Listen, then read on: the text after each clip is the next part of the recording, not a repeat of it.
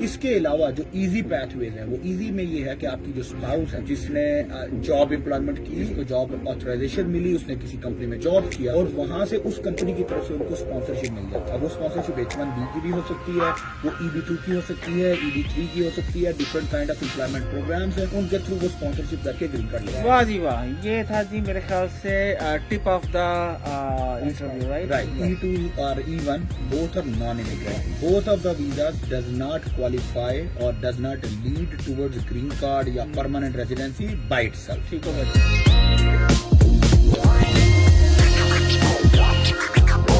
हाँ जनाब, कुछ नए सवालात के साथ E1 और E2 वीज़ा। जनाब वीज़ा लग गया, वीज़ा लगने के बाद लोग भी यहाँ पर आ गए, तो कुछ बच्चे वहाँ पर रह गए, तो ऐसा कुछ पॉसिबल है जनाब? फैमिली से मुराद है।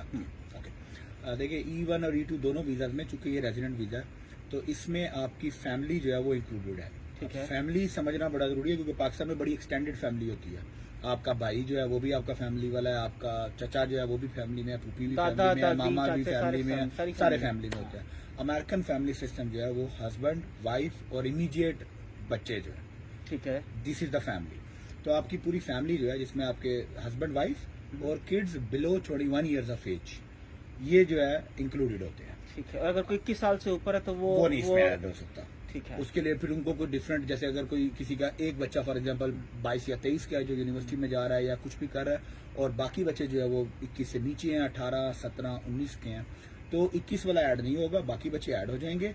21 वाले को डिफरेंट राउट लेने पड़ेंगे, वो कोई स्टूडेंट वीजा, मोस्ट कॉमन जो इनका होता है वो फिर वो स्टूडेंट वीजा B1 फैमिली के B2 साथ। भी तो अप्लाई कर सकता है ना? B1 B2 में अगर उसने स्टूडेंट वगैरह स्टडी नहीं करना, कुछ नहीं करना, सिर्फ विजिट्स करने हैं, तो वो B1 B2 अप्लाई करके तो भी वो अपना family के साथ इंडिपेंडेंटली भी तो वो 21 साल का हो चुका वो है, उसको independent- शर्म करनी चाहिए मेरे ख्याल से, उसको खुद का Exactly, E2 अप्लाई American करना system के चाहिए। मुताबिक तो उसको बिल्कुल शर्म करनी चाहिए, थोड़ी सी गैरत दिखानी चाहिए, उसको अपने अपना बाप की जान independent E2 करना अपने चाहिए। बाप की जान छोड़ देनी ऐसा चाहिए। ही है। अच्छा, सर्टन सिनेरियोज में ये भी होता है कि फॉर एग्जांपल आपने कोई ऐसा बिजनेस कर रहे हो जिसमें आपका 21, 22 या 24 साल का बच्चा जो कि डिजिटल एक्सपर्टीज जो है रखता है, या किसी भी ऐसी अकाउंटेंट है, तो वो अपने बाप के साथ बिजनेस में पार्टनर भी बन सकता है।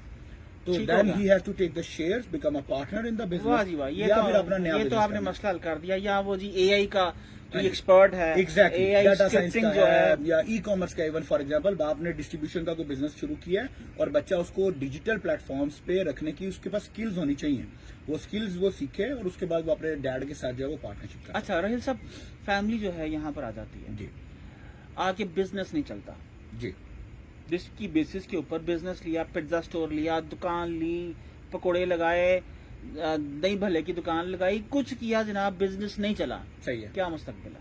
देखिए जी, अब इसमें ना दो तरह के सिनेरियोज हैं।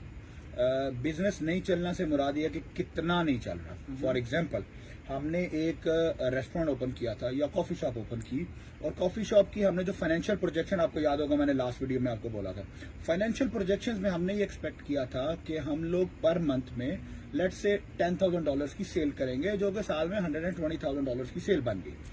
अब बिजनेस नहीं चला से मुराद दिया कि आप due to whatever the reason, जैसे अभी प्री कोविड के दरमियान में कोविड आया, बहुत सारे रिटेल बिजनेस सब कुछ शट डाउन हो गया था, आप 120 नहीं बना सके, आपने बनाया लेट से 70,000, 80,000, तो that is fine. The reason is because वो जो हमने 120 दिया था वो प्रोजेक्शंस थी, तो रियल नंबर्स और projected numbers always very, it can be more, it can be less. लेकिन अगर आपने बोला था जी मैं $50,000 पर मंथ बनाऊंगा और आपने एक्चुअली बनाया $2,500, तो that becomes a serious problem, because then immigration thinks कि you don't know your business, you don't know your numbers. तो उस सूरत में फिर आपको आपका वीजा जो है वो कोलैप्स हो सकता है। अब ऐसे सिनेरियो में आपके पास दो तरह के ऑप्शन है। अगर आपने, जैसे वो पहला सिनेरियो 1 था जिसमें आपने थोड़ा सा फ्लक्चुएशन आया, 20-30% का आपका डिफरेंस आया, वो फाइन है, जस्टिफाई हो जाता है, आपका वीजा रिन्यू हो जाएगा। सेकंड सिनेरियो में जब बहुत बड़ा गैप है, मैसिव गैप है, अब या तो आप बिजनेस सरेंडर करेंगे, कोलैप्स करेंगे, आपने बोला यार ये मैंने पकौड़ों की दुकान डाली थी, ये नहीं मेरे से चल रही, अब मैं मिठाई की दुकान खोलूंगा, तो अब आपको नई इन्वेस्टमेंट करनी पड़ेगी। उसके साथ फिर हमें एक पूरा, जैसे बिजनेस प्लान था पहले, अभी दोबारा एक बिजनेस प्लान भी लिखा जाएगा और साथ एक रीजन ऑफ जस्टिफिकेशन भी लिखी जाएगी, what happened, what was the cause of that failure, कि हमने वो जो बिजनेस था, बिजनेस 1 वो फेल हुआ, अब हम बिजनेस 2 पे जा रहे हैं, नई इन्वेस्टमेंट होगी, बिजनेस 1 की जस्टिफिकेशन लगेगी और आपका वीजा कंटिन्यू रह सकता है। थर्ड ऑप्शन ये है कि आपने बोला यार अभी ये बिजनेस चल रहा है, मैं बिजनेस चेंज नहीं कर रहा, कुछ मिस्टेक्स थी या कोई ऐसी मैंने नई अनएक्सपेक्टेड बिजनेस के चैलेंजेस थे जिनके लिए मैं तैयार नहीं था, रेडी नहीं था। नाउ आई एम रेडी, अब मैं बिजनेस को किक ऑफ करने को तैयार हूं, लेकिन अब इस बिजनेस को किक ऑफ करने के लिए आपको small amount of capital injection की दोबारा जरूरत पड़ सकती है या कुछ स्ट्रेटेजिकल मूव आपको बिजनेस में करनी पड़े, चेंजेस करने पड़े, कोई आपको चेंज मैनेजमेंट करनी पड़े, तो आप उसको करके जस्टिफाई राहिल साहब ये तो सारी बड़ी जेन्युइन और ऑथेंटिक लोगों की आप रीजनिंग बता रहे हैं बिल्कुल ना। ऐसे ही है। एक साहब आए पकौड़ों का बिजनेस के ऊपर आए, उनका प्लान ही ये था कि मैंने अमेरिका पहुंचना है। वो अमेरिका आ गए, सही है, ना कोई पकौड़ों की दुकान थी, सही है, ना कोई पकौड़ों की वो दुकान डालना चाहते थे। सही है, वो पाकिस्तान के अंदर भी सारे फेक डॉक्यूमेंट्स लगाए, बस किसी तरह से आ गए। आगे अमेरिकन ने ट्रस्ट किया उनकी जुबान के ऊपर, उनको E2 या E1 वीजा दे दिया, ठीक सही है। यहाँ पर आके उन्हें पता चलता है भाई मजे हैं उबर चला के, बिल्कुल सही। अरे भाई ये तो मैं तरखानों का काम कर लूं तो यहाँ पर मैं मेसन बन जाऊं तो बड़े पैसे हैं इसके अंदर। बिल्कुल ऐसे ही क्या ऑप्शन है? सर देखिए, पहली बात तो ये कि एक तो ये पॉसिबल नहीं है कि ऐसा बंदा जो फेक डॉक्यूमेंटेड टोटल पूरे का पूरा गेम ही फेक पे बनाए और उसको वीजा मिल जाए। पहली बात ठीक हो गया। हमने फिर भी बोला जी हम बहुत एक्स्ट्रा जीनियस हैं, वैसे तो जिसको मेरे ख्याल बोलते हैं से evil genius। करना भी नहीं चाहिए। अखलाकन होना भी नहीं चाहिए, लेकिन अगर हम आप assume करते एक हैं- कर ले तो कईयों का रास्ता बंद कर बंद हो सकता जाएगा। है। अच्छा, अगर हम ये कहते हैं जी कि कोई एक बहुत सुपर जीनियस निकला था और वो निकल गया इस पूरे सिस्टम में से और E2 को क्वालिफाई करके वो आ गया, फैमिली को भी ले आया, यहाँ पे आके उसने बोला भाई मैं तो ऊबर चलाऊंगा, मैं तो कुछ नहीं करूंगा, मुझे ऊबर में $10,000 महीने का बन जाता है, मुझे तो इससे ज्यादा नहीं चाहिए, तो आई एम गुड। तो सर उसको E2 रिन्यू नहीं होगा सबसे पहले उसका, क्योंकि कोई बिजनेस ही नहीं है तो रिन्यूअल नहीं होगा। और ना सिर्फ E2 रिन्यू नहीं होगा, इसके बाद भी वो फ्यूचर में कोई दूसरे जैसे ग्रीन कार्ड के ऑप्शंस हैं, कुछ दूसरे प्रोग्राम्स में उसने जाना है या उसका जो मुस्तकबिल है अमेरिका में वो सब उसका कॉम्प्रोमाइज हो जाएगा, डिसबार हो जाएगा। Exactly he would not be qualified for इस एनी बार से क्या प्रोग्राम, मुराद है जी? मतलब कि वो qualify he is not qualified any more he is not qualified any more for any immigration statuses और इमिग्रेशन प्रोग्राम। बस जी, तो वो फिर जो है हवा में लटका रहेगा। और मैंने ऐसे लोगों को देखा है कि 18 साल हो चुके हैं अमेरिका के अंदर आए, बेटियां पीछे से ब्याही गई, माँ बाप बहन भाई इस दुनिया से चले गए और वो यहाँ पर दीवारों के साथ टक्करे मारते रहे, लेकिन एग्जिट नहीं कर पाए। लेकिन वो एग्जिट नहीं कर सके। कि यहाँ पर एसेट्स बिल्ड कर चुके हैं, यहाँ पर बिजनेसेस बिल्ड कर चुके हैं, यहाँ पर टैक्सी ही चलाते हैं। यहाँ पाकिस्तान में ये डर है कि कुछ नहीं कर पाएंगे। और इस कर्ब के अंदर और उस तकलीफ में मैंने जब उन लोगों को देखा तो ये एक बड़ा इबरतनाक रास्ता है, आप इससे बचिए। रोटी रिस्क जो है वो अगर वाकई आपको लगता है कि मालिक के हाथ में है तो वहां पर भी मेहनत करने से कमाया जा सकता है। या सब कुछ और मजीद बेसिकली मैं फॉलो अप करना चाह रहा हूँ, आपने डिपेंडेंट की बता दी कि डिपेंडेंट के अंदर आपके बच्चे आ जाते हैं और आपकी स्पाउस आ जाती है। तो legally spouse outside of that business क्या वो काम कर सकती है कि नहीं कर सकती? बहुत जबरदस्त सवाल है जी। यानी बेगम काम कर सकती है कि नहीं? बिल्कुल ऐसा ही है जी। इसमें इस पूरे प्रोग्राम की खूबसूरती ये है कि इसमें स्पाउस जो है, चाहे वो हस्बैंड स्पाउस है या वाइफ स्पाउस है, ठीक ठीक है। है। अच्छा, स्पाउस का पाकिस्तान में लुगवी मानी जो ये समझा जाता है बेगम, Right. लेकिन अमेरिका में स्पाउस मतलब हस्बैंड भी हो सकता है, क्योंकि जो वाइफ का स्पाउस है वो हस्बैंड है। तो स्पाउस जो है वो उसको मिलता है open work authorization, employment authorization जिसको बोलते हैं, जिसका मतलब है कि वो equal to any US legal resident और इवन अ परमानेंट रेजिडेंट, वो कोई भी job, business, multiple jobs, multiple business, multiple hours of business, multiple hours of job कुछ भी कर सकते हैं। उसको लेबर ऑथराइजेशन मिलती है, एब्सोल्युटली। So अच्छा, इसका बेनिफिट ये मिलता है कि जैसे आपने अभी उबर ड्राइवर्स की फॉर एग्जांपल बात की, उबर एक बड़ा अट्रैक्टिव जो है वो इंडस्ट्री है जिसमें अच्छे पैसे बन जाते हैं। या इसके अलावा कोई ऐसे प्रोफेशनल, जैसे मेरे बहुत सारे ऐसे बैंकर्स हैं, ठीक है, या कोई डॉक्टर्स हैं, इंजीनियर्स हैं, कोई ऐसे प्रोफेशनल डिग्री होल्डर्स जिनको लगता है कि उनके अपने प्रोफेशन में एक अच्छा स्कोप है अगर वो एम्प्लॉयमेंट बेस पे अमेरिका में आते हैं, तो ऐसे लोगों के लिए क्राइटेरिया ये रहता है कि वो अपनी वाइफ के नाम पे E2 करें, जो वाइफ है वो E2 की मेन एप्लीकेंट बने और वो खुद E2 का स्पाउस वीजा ले ताकि वो अपनी एम्प्लॉयमेंट ऑथराइजेशन की बेस पे जॉब कर सके। वाह जी वाह, ये था जी मेरे ख्याल से tip of the interview, right? Right. So basically let's say कि अगर स्पाउस को लेबर ऑथराइजेशन मिल गई है, E1 E2 के लॉज क्या कहते हैं कि उसका पैथ फॉरवर्ड टुवर्ड्स रेजिडेंसी बन सकता है। लेट्स से कि स्पाउस को किसी ने स्पॉन्सर कर दिया on the Right. Basis of her right, skill set for a job. So is it possible? Right. Okay. So E2 on its own, by the virtue of the visa, E2 or E1, both are non-immigrant. Both of the visas does not qualify or does not lead towards green card या permanent residency by itself. ठीक होगा जी. लेकिन इस visa programme की खूबसूरती ये है कि we call it as a entry point to the country.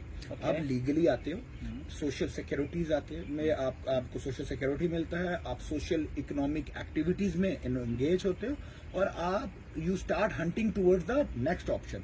Next option में बिजनेस एम्प्लॉयमेंट से अगर आप E2 से ग्रीन कार्ड के पाथवे की बात करते हैं तो there are numerous options. Number 1 is आप अपने ही बिजनेस को एक्सपैंड कर रहे हैं. You expand the business and you reach to a capital investment of $1 million. आपने बिजनेस को ग्रो किया, मल्टीपल आपका बड़ा अच्छा बिजनेस जो है 1-2-3 साल में ग्रो कर गया. You reach to $1 million investments and then you qualify for EB5 direct green card. 1. Number 2, आप कोई ऐसी इंडस्ट्री में बिजनेस करते हो जो कि एक्स्ट्रा या एक्सेप्शनल एबिलिटीज की जो है वो यूएस की इकोनॉमी में कंट्रीब्यूट कर सकती है, तो आप NIW national interest waiver program की तरफ जा सकते हो. अच्छा, इसके अलावा आप अपने बिजनेस के एक मंजे हुए खिलाड़ी हो, जैसे आपकी ई-कॉमर्स की फॉर एग्जांपल इंडस्ट्री में जो ई-कॉमर्स के बड़े बड़े मेंटोर्स और बड़े बड़े गुरुज हैं, तो एक अच्छा एक्रीडेटेड बिजनेसमैन जो है वो भी EB1 की डिफरेंट कैटेगरीज हैं उसमें जा सकता है, जिसको एक्स्ट्रा स्किल्स का प्रोग्राम है. एक और क्राइटेरिया है, अगर आपका पाकिस्तान में, जैसे पाकिस्तान में हम E1 के हवाले से अगर बात करते हैं तो पाकिस्तान में आपकी फैक्ट्री है, अच्छी चल रही है, यहाँ पे आपने ट्रेडिंग की बेस के ऊपर E1 ले लिया. अब आपके 2 कंट्रीज में बिजनेसेस चल रहे हैं. 2 कंट्रीज के बिजनेस की बेस के ऊपर there is a program called multinational business entrepreneur. ठीक है, तो उसको वो भी EB1 की कैटेगरी में आता है. आप उसके बेस के ऊपर भी ग्रीन कार्ड में जा सकते हो. So these are the options within the business range. सब एक L1 भी तो वीजा जो है एग्जैक्टली L1 वीजा भी जाता है, लेकिन L1 के लिए भी आपको यही वाला जो प्रोग्राम है EB1 वाला, जिसमें मल्टीनेशनल बिजनेस ऑनर के तौर पे जाता है, वो आपको ग्रीन कार्ड की तरफ लेके जाता है. तो ये है एंटरप्रेन्योरशिप से रिलेटेड प्रोग्राम. इसके अलावा जो इजी पैथवेज है, वो इजी में ये है कि आपकी जो स्पाउस है जिसने जॉब एम्प्लॉयमेंट की, जिसको जॉब ऑथराइजेशन मिली, उसने किसी कंपनी में जॉब किया और वहां से उस कंपनी की तरफ से उनको स्पॉन्सरशिप मिल जाती है. अब वो स्पॉन्सरशिप H1B की भी हो सकती है, वो EB2 की हो सकती है, EB3 की हो सकती है. Different kind of employment programs हैं, उनके थ्रू वो स्पॉन्सरशिप करके ग्रीन कार्ड ले सकते हैं. How about the kids? बच्चे कर सकते हैं? बच्चे जॉब नहीं कर सकते बिकॉज उनका पैथ फॉरवर्ड क्या है? उनका पैथ फॉरवर्ड जी, उनको अपना इंडिपेंडेंट केसेस लेके जाने हैं बच्चों को. फॉर एग्जाम्पल न्यू बॉर्न जो बेबीज हैं उनको तो बाय बर्थ जो है वो you know it's a birth right for every child born on the soil of US. New born को तो मिल जाएंगे. तो जो एग्जिस्टिंग आपके किड्स हैं उनके लिए डिफरेंट यूनिवर्सिटी वाले पैथ आ जाएंगे, कि वो यूनिवर्सिटी में जाएंगे, एजुकेशन लेंगे, एजुकेशन से उनको एम्प्लॉयमेंट मिलेगी, फिर वहां से मिल जाए, या शादी में मैरिड बेड्स जो ग्रीन कार्ड्स हैं वो मिल जाएंगे. अब आप इस सिस्टम में आ सकते हो. और यहाँ पर जो हेल्थ केयर है और जो बाकी फैसिलिटीज हैं वो सारी की सारी आपको मिलेंगी इस प्रोग्राम के अंदर. जी देखिए, अच्छा ये भी एक बड़ा टेक्निकल है. फैसिलिटीज आपको सारी मिलेंगी, but you need to understand and clarify one thing, that US is not a social welfare state, it's not a social welfare country. तो आपको फ्री में नहीं मिलेंगी जैसे कनाडा में मिलती हैं या UK में. आप इंश्योरेंस ले सकते हो, आप इंश्योरेंस लेते हो और उस इंश्योरेंस की बेस पे आपको you can access to the best facilities. Alright जनाब, थैंक यू सो मच या साहब, thank you so much Raheel साहब. तो जनाब ये कुछ सवालात थे, मैं उम्मीद करता हूँ कि आपको हेल्पफुल रहे होंगे अपना मुस्तकबिल जो है उसका फैसला करने के ऊपर. मैं तो अपने मुस्तकबिल का फैसला कर चुका हूँ कि मुझे पाकिस्तान में रहना है, लेकिन अपने 1000 जो हैं बिजनेसेस, 1000 स्टार्टअप्स जो हैं अगले 2 सालों में लेके चलने हैं. तो आप अगर आज प्लान करते हो कि आपने इस जर्नी का हिस्सा बनना है मेरे साथ या इंडिपेंडेंटली, तो स्काई इज द लिमिट. आज आपने कुछ सीखना है, कुछ पढ़ना है, तो हार्वर्ड जो है ना, हार्वर्ड यूनिवर्सिटी, उसके अंदर भी रोबोट जो है ना उसने पढ़ाना शुरू कर दिया है. उसकी भी ट्रेनिंग कोर्सेज जो है आपको इंटरनेट के ऊपर अवेलेबल है, यूट्यूब के ऊपर अवेलेबल है. आज कोई शख्स ये नहीं कह सकता कि वो आगे बढ़ना चाहता है तो उसको किसी ने मदद नहीं की, हालात साजगार नहीं थे. रोना हमें मेरे ख्याल से छोड़ देना चाहिए. और इंसान के बच्चों की तरह जो है ना हमें मेहनत करनी चाहिए. सुबह उठना शुरू करें, मेहनत शुरू करें, अपनी हेल्थ के ऊपर तवज्जो दें, अपनी फूड पे, अपने दिमाग की जो है उसके ऊपर फोकस करें, तरबियत करें उसकी. मैं भी कर रहा हूँ, आप भी कीजिए. तो जनाब मिल के हम आगे बढ़ते हैं जिस तरह दुनिया की तरक्की याफ्ता अक़वाम मिल के आगे बढ़ रही हैं। थैंक यू सर, बहुत शुक्रिया थैंक यू जनाब। Sir, thank you.